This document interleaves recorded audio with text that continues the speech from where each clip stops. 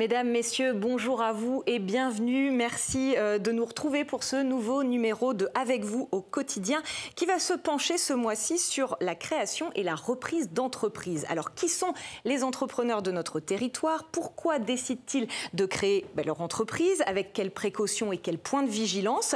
Et puis cette société, ensuite, comment la faire évoluer, l'adapter si besoin et le cas échéant, la transmettre? Les invités qui vont nous éclairer sur cette question sont déjà en place. Je vous les présente dans une minute. Le notaire rennais Vincent Lemay sera avec nous pour la chronique Actu et nos reportages nous emmèneront dans le pays nantais, dans les marais de Brière pour être précis, à la rencontre d'un artisan coutelier et dans le Morbihan où nous pousserons la porte de la conserverie familiale La Belle-Îloise. Christophe Sabot, bonjour. Bonjour Aurélie. Vous êtes notaire à Rennes et vous êtes notre invité spécialiste de la question des entreprises aujourd'hui. À côté de vous, nous avons Carole Potrel-Glaise. Bonjour. Bonjour Aurélie. Vous êtes présidente de l'Ordre des experts comptables de Bretagne. Alors d'un mot, l'Ordre des experts comptables, c'est 828 membres sur les 4 départements bretons, c'est précis, 8000 collaborateurs. Alors tout le monde connaît un peu le terme et la profession d'expert comptable, mais vous êtes vraiment des observateurs et des acteurs privilégiés du monde des entreprises. C'est clair. En Bretagne, nous accompagnons 90 000 entreprises. Voilà, et leurs salariés, évidemment. Et c'est vrai qu'on a été mis sous le feu de la rampe les 2 dernières années, pendant la période de la Covid, parce qu'on a pu réaliser tous les bulletins de paie, des milliers de bulletins de paie, alors que tout le monde était confiné. Et puis on a aidé les chefs d'entreprise à décortiquer toutes les mesures d'aide, d'accompagnement. Donc on a été des piliers pendant quelques mois. Alors quelques chiffres. Selon un sondage Opinionway réalisé pour un salon qui s'appelle Go Entrepreneur et qui est organisé par les Échos, le Parisien, un Français sur 5 a déclaré avoir envie de créer son entreprise ou de reprendre une entreprise en 2021. C'est un chiffre assez important. Mais quand on pense à la création d'entreprises, il y a beaucoup d'idées reçues et beaucoup de mythes. Carole Potrel-Glaise. Oui, effectivement, ce que vous me dites me fait penser à une expérience récente sur quelqu'un qui souhaitait en fait créer son entreprise et son premier interlocuteur à cette personne, alors c'était son milieu familial, mais ça peut très bien être aussi son milieu amical. Et en fait, chacun a eu sa propre expérience. Et donc notre chef d'entreprise, il est confronté, avant même d'avoir démarré, d'avoir consulté un professionnel, à en fait les avis des uns des autres et qui sont pas forcément le choix judicieux en fait pour la création de son entreprise. Donc surtout pas une SAS parce que le régime fiscal, etc. Ou alors il y a un gros rattrapage d'URSSAF derrière, etc. Donc en fait, souvent, malheureusement, quand on reçoit un créateur d'entreprise, il est déjà arrivé avec plein d'idées préconçues. Puis nous, on va détricoter tout ça pour arriver. Il ne faut pas se laisser influencer. Voilà, ça sera la première, le premier conseil. Christophe Sabot, quand on crée son entreprise, c'est forcément enthousiasmant, galvanisant, mais il faut penser à se protéger son patrimoine, sa famille. Ça veut dire quoi très concrètement? Oui, effectivement, l'entreprise, c'est pas uniquement un projet réalisé par une personne.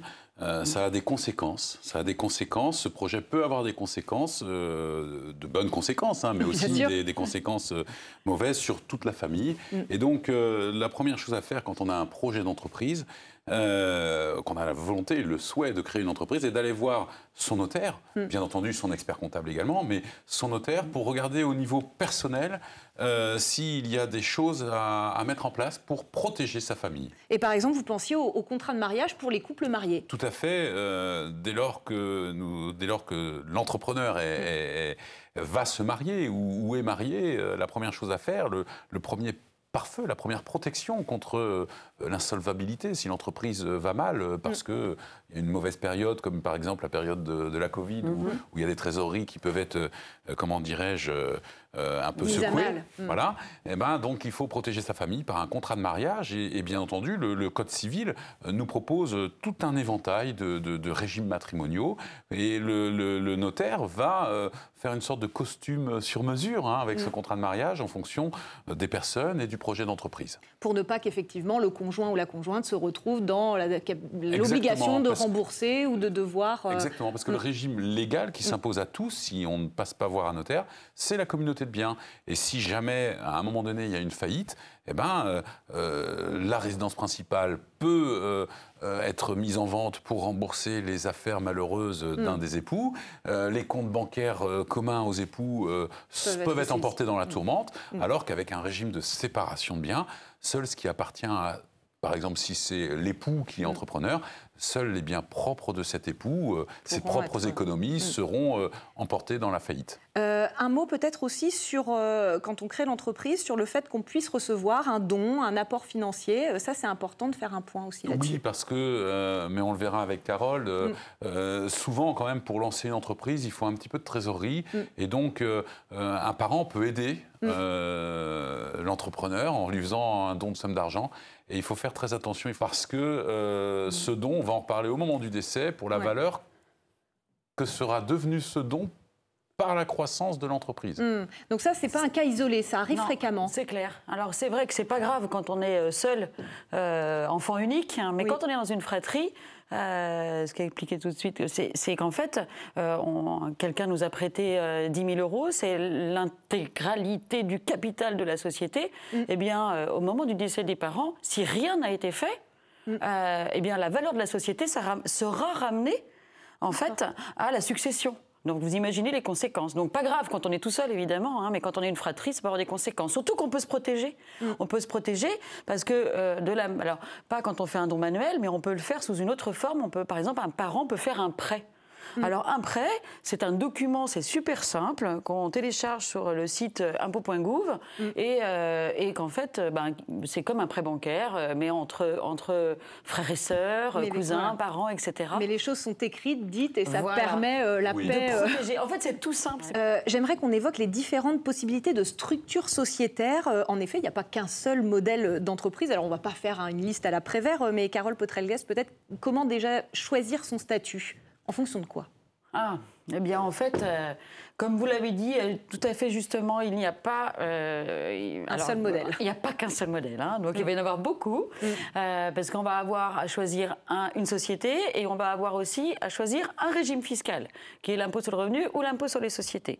Tout ça, on va pouvoir le déterminer en fait en écoutant le chef d'entreprise et puis en fait sa volonté d'entreprendre. Alors, je peux vous en citer. Hein. La première, ça va être l'entreprise individuelle, d'accord. Donc on n'est pas dans un régime sociétal et les autres, les sociétés, on va rencontrer le URL. Donc là, quand on est un associé unique, la SARL, lorsqu'on est plusieurs, ou lorsqu'on est aussi une famille, hein, on a la SARL de famille. Et puis on a les SAS. Voilà, j'allais dire c'est celle que je rencontre le plus. Hein, et puis, en tout cas, dans nos structures, comme on évoquait tout à l'heure, les TPE, PME bretonnes. Voilà. Mais il va y avoir d'autres. Hein. Bien sûr. Des sociétés d'exercice libéral. Et d'où l'importance d'effectivement consulter des experts de la question pour choisir la meilleure solution. Christophe, un mot sur... Oui, parce qu'en fait, suivant son activité ou suivant son projet, des fois, la loi impose une forme de structure. Pour un professionnel libéral, par exemple, du corps médical ou pourquoi pas un juriste ou un assureur, on va imposer une société d'exercice libéral. Pour un commerçant qui veut, par exemple, faire du tabac, la loi va lui imposer de prendre les statuts d'une SNC, Société en nom collectif. Donc, il est important d'aller voir ses conseils, notaires, experts comptables, pour partir dès le départ avec les bons statuts, pour ne pas avoir à refaire ensuite. Quel point de vigilance, Christophe Sabot, lors de la rédaction des statuts ? Il y a quelques points importants, on va les passer assez vite, si vous voulez bien. Oui, alors il y a plusieurs clauses dans les statuts de société. Elles sont très nombreuses, mais il faut faire très attention à l'objet social, l'objet de sa société, au paragraphe capital social, répartition des parts sociales. Il faut faire attention également à la rédaction précise des clauses concernant les assemblées générales, avec les assemblées générales ordinaires, extraordinaires, savoir qu'est-ce qui va relever d'une décision ordinaire ou d'une décision extraordinaire, ainsi que les modes de convocation aux assemblées générales quand il y a plusieurs associés, faire attention aux règles de majorité, et la règle de majorité devient très importante, notamment pour les clauses qui concernent l'agrément quand il y a un nouvel associé qui vient, ou quand il y a un décès, il y a 2 ou 3 associés, l'un d'entre eux décède, comment on va faire pour accepter ou non les héritiers de cet associé. Donc on parle de clause d'agrément, et là aussi il y a des règles de majorité.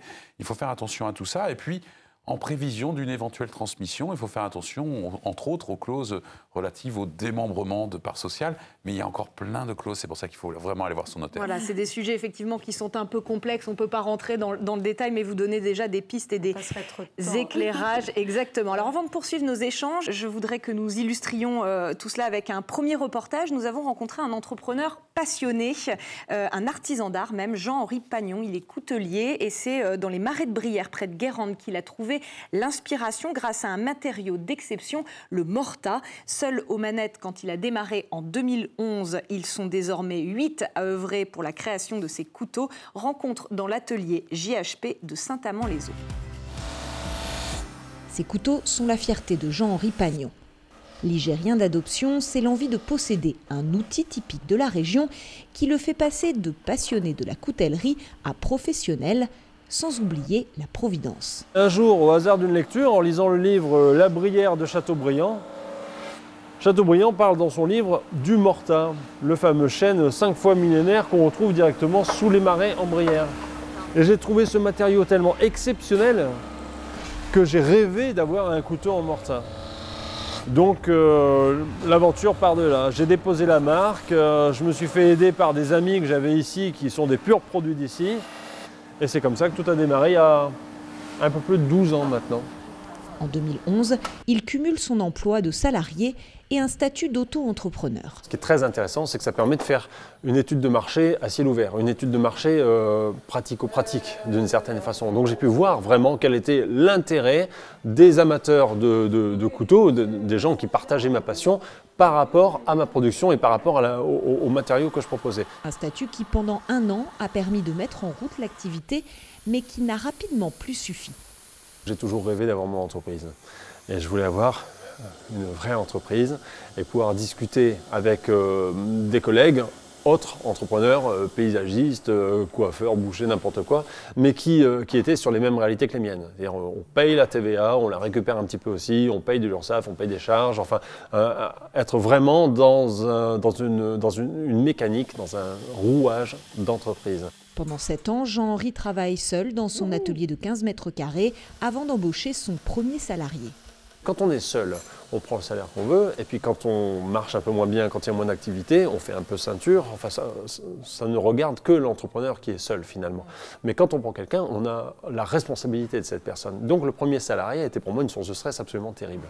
Aujourd'hui, ils sont 8 au sein de l'atelier JHP qui bientôt déménagera dans un local plus grand à la mesure des ambitions de son fondateur.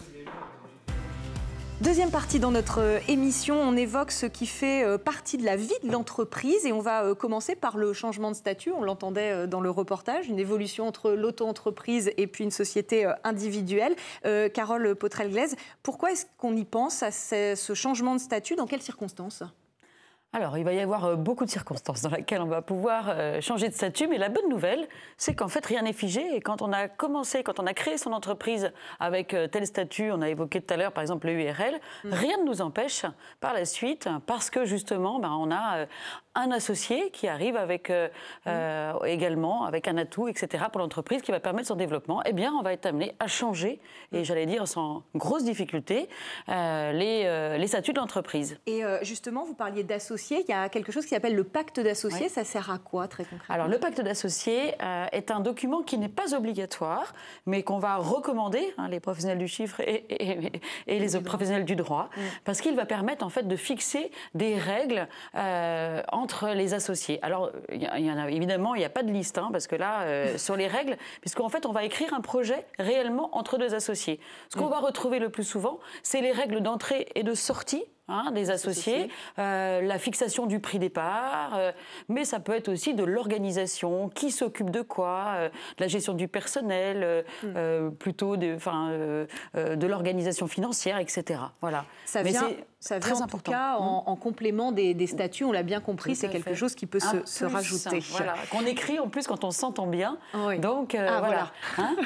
Et ça, c'est important de le préciser. Alors au-delà des statuts, Christophe Sabot, il est intéressant de prendre un certain nombre de dispositions pour assurer la pérennité de l'activité. Je pense notamment au mandat de protection future. De quoi il retourne exactement?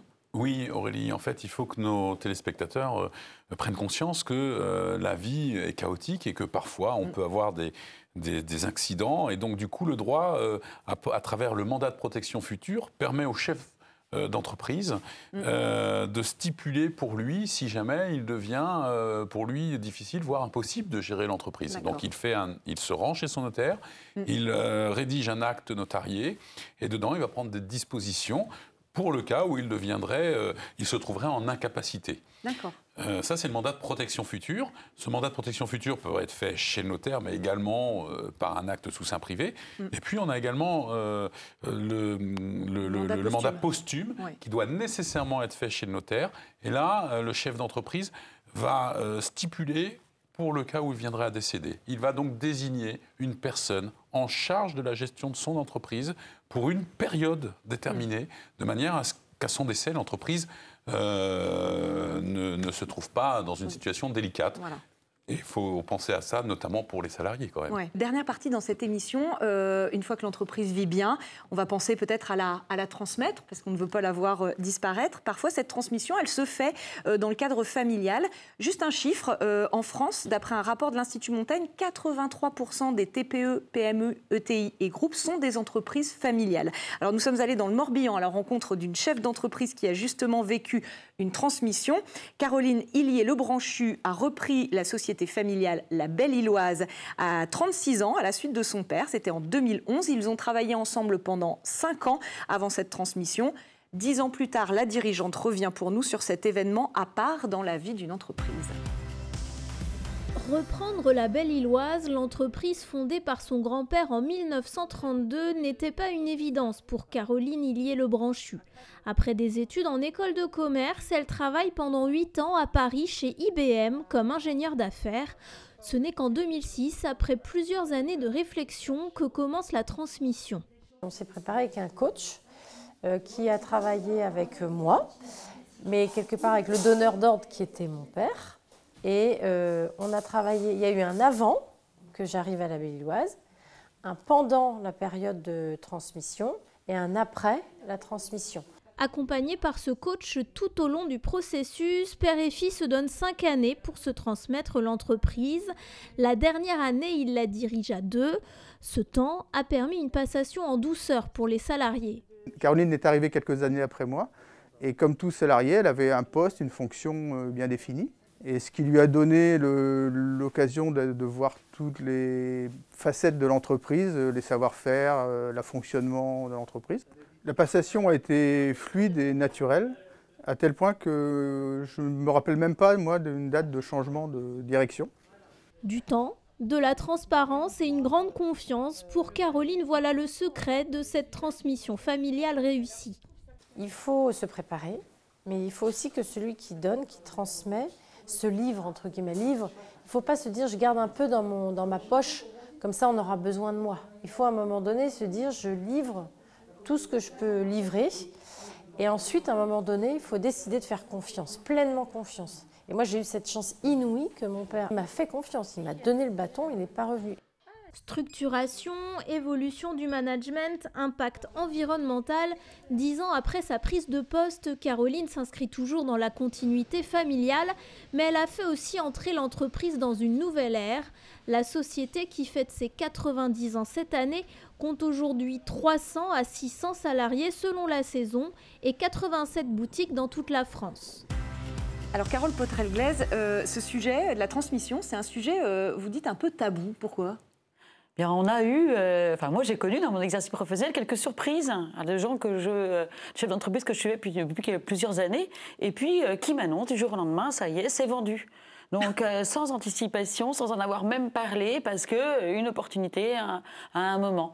Voilà, mais c'est pas un cas rare en fait. Le sujet de la cession d'une entreprise, pour les entrepreneurs, quelque part il y a un peu, alors j'ai l'impression surtout en France d'ailleurs, un sujet qui n'est pas forcément évoqué, et parfois même avec les proches. Ouais. Voilà, donc des choses surprenantes. C'est un constat que vous faites aussi, Christophe ? Oui, c'est un constat qu'on fait, alors qu'en fait... il n'y a pas de problème à annoncer qu'on va partir à la retraite dans 2 ou 3 ans. Et au contraire, ça permet aux conseillers qui suivent l'entrepreneur ou ou aux personnes qui travaillent avec l'entreprise de le faire savoir et peut-être de retrouver un ou le bon repreneur. Vous disiez, Carole, que la préoccupation majeure des cédants, c'était la question des impôts. Vous pouvez nous expliquer? Oui, pour ceux qui nous posent la question, je vais partir, je veux vendre mon entreprise, combien je vais payer d'impôts? Alors ma première réponse est de dire attention, je vous réponds à l'instant T, parce qu'en France, la fiscalité, on sait, elle est mouvante. Donc à un instant T, je donne des réponses. Alors juste, parce que ça peut intéresser quand même, je pense à 3 mesures, parce que c'est pareil, on a une richesse, on a une richesse en France sur les mesures fiscales. Il y en a une qui concerne les très petites entreprises. C'est une exonération totale des plus-values pour les entreprises qui réalisent un chiffre d'affaires moyen de 90 000 € pour les prestations de services et 250 000 € pour les prestations de vente. Vous voyez, donc on est quand même sur une exonération totale. Il y a des exonérations qui sont liées aussi au prix de cession. Lorsqu'on vend un fonds 300 000 €, on est totalement exonéré en fait également de plus-value. Alors évidemment, il y a plein de conditions derrière, conditions d'exercice. Et puis il y en a une troisième qui est liée aussi au départ en retraite. Voilà. Donc ça, c'est au jour d'aujourd'hui. Oui, voilà. Des choses qui ne sont pas gravées dans le marbre, donc on l'a bien compris. Mais c'est vrai que c'est une question. Christophe, justement, il existe, quand on parle de fiscalité, un pacte qui s'appelle le pacte du Treuil, pour aider à mieux faire passer la pilule, peut-être. Ça consiste en quoi exactement? En fait, le législateur a créé diverses dispositions pour aider la transmission d'entreprise. Beaucoup d'entreprises sont familiales. En France, on transmet moins d'entreprises que dans d'autres pays de l'Union européenne. Et donc, en 2008, la loi est venue aider la transmission d'entreprises. Alors, il y a également ce qu'on appelle... Alors, premièrement, il y a ce qu'on appelle couramment dans nos milieux, milieu du droit et le milieu du chiffre, le pacte du Treuil. Donc, en fait, ça consiste à établir un acte dans lequel on va prendre un certain nombre d'engagements. Et ensuite, on va se rendre chez le notaire et on va faire une donation des parts de son entreprise. Et grâce à ce pacte du Treuil qui contient des engagements et à cette donation faite devant notaire, on va pouvoir transmettre l'entreprise avec un abattement de 75% de sa valeur. En clair, une entreprise qui vaut 1 million, on va lui appliquer un abattement de 750 000 €. Donc, c'est pas rien. Alors, bien entendu, il y a des conditions assez strictes. D'où l'importance de vraiment frapper aussi à votre porte. C'est incontournable. Le donateur doit prendre l'engagement de conserver ses titres 2 ans, excusez-moi. Il doit ensuite prendre l'engagement de conserver la direction 3 ans. Il doit avoir 34% des parts de l'entreprise. Le donateur doit, lui, les conserver également 4 années. Donc c'est très précis. Il y a des déclarations à faire, mais tout ça, l'expert comptable et le notaire vont s'en occuper pour le dirigeant d'entreprise. Il n'y a pas que le pacte du Treuil qui peut être intéressant. Oui, la loi de 2008 a créé un abattement spécifique de 300 000 €. C'est-à-dire qu'en France, quand on donne à des membres de sa famille, on a des abattements, on en entend tous parler, mais il y a un abattement spécifique de 300 000 € dès lors qu'on va donner son fonds de commerce, son entreprise agricole, on a une entreprise avec une activité libérale ou industrielle, eh ben on va pouvoir faire bénéficier le repreneur d'un abattement de 300 000 €. Nous avons une dernière question, je vais me tourner vers le pupitre car Vincent Lemay nous a rejoint pour la chronique Actu de ce mois de février. Bonjour à toutes et à tous. Aujourd'hui, 3 actualités. La première à l'approche des présidentielles, l'inscription sur la liste électorale. Si vous n'êtes pas inscrit sur votre liste électorale de votre lieu de résidence, il n'est pas encore trop tard pour modifier votre lieu de vote. Alors, 2 solutions. Simplement le faire en mairie avec vos pièces d'identité ou le faire en ligne via un site web qui s'appelle www.service-public.fr. 2 dates à retenir. En mairie, vous avez jusqu'au 4 mars et en ligne jusqu'au 2 mars. Je vous rappelle évidemment que le premier tour est le 10 avril de cette année. Seconde actualité, il s'agit de la prime à l'accession dans le neuf. Pour favoriser l'accession à la propriété dans le neuf, Action Logement vous propose une prime accession jusqu'à 10 000 € en fonction de vos conditions de ressources. Et il faut que vous soyez primo-accédant, salarié ou pré-retraité. Attention quand même, seuls les 20 000 premiers ménages qui solliciteront cette aide pourront en bénéficier. Il s'agit évidemment, comme je l'ai dit tout à l'heure, d'une accession dans l'immobilier neuf. Troisième actualité, lorsque malheureusement vous subissez un drame familial d'avoir un enfant qui est mort-né, vous pourrez désormais l'inscrire à l'état civil et lui donner une existence juridique avec un prénom et un nom. Ça n'était pas possible jusqu'alors. C'est désormais rectifié. Merci pour cette actualité. Je relaisse la main à Aurélie pour la suite des opérations. Merci beaucoup Vincent. Christophe Sabot, pour terminer, il nous reste assez peu de temps, mais quand est-ce qu'il faut penser à la transmission de son entreprise? Est-ce qu'il y a un moment clé? Il n'y a pas de moment clé.